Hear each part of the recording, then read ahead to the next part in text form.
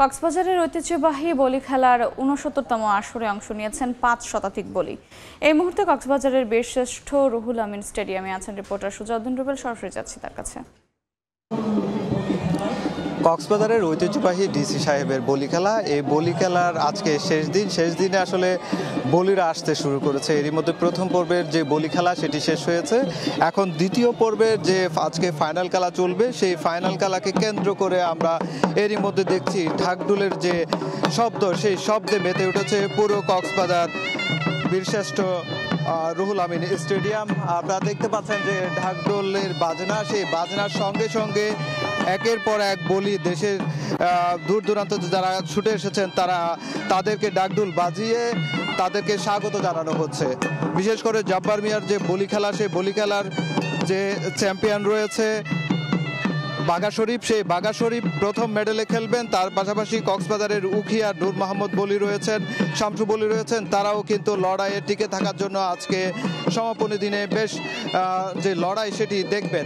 এরই মধ্যে আমরা লক্ষ্য করছি একের পর এক বলিরা আসতে শুরু করছেন। তারা নৃত্যের তালে তালে তারা বিভিন্ন জায়গায় ঘুরে দর্শকদের হাততালি দিয়ে তাদেরকে স্বাগত জানাচ্ছে। এভাবে আসলে চলছে। দেখতে পাচ্ছেন প্রচুর মানুষ যারা গ্রামগঞ্জ থেকে তারা বলি খেলা দেখার জন্য ছুটে এসেছেন। তারা প্রতি বছর এই দিনটির জন্য অপেক্ষা করেন। আমাদেরকে বলেছেন তারা যে বলি খেলা, বিশেষ করে রামুর যে দিদার বলি ছিল, সেই দিদার বলি নানা কারণে তাকে খেলতে দেওয়া হচ্ছে না। তার প্রেক্ষাপটে জৌলুসটা অনেকটাই হারিয়ে গেছে। তবে এখন যেহেতু দেশের বিভিন্ন প্রান্ত থেকে এই বলি খেলায় লোকজন যারা নামি দামি বলি রয়েছে তারা অংশগ্রহণ করছে, তাদের খেলা দেখার জন্য তারা ছুটে আসছেন।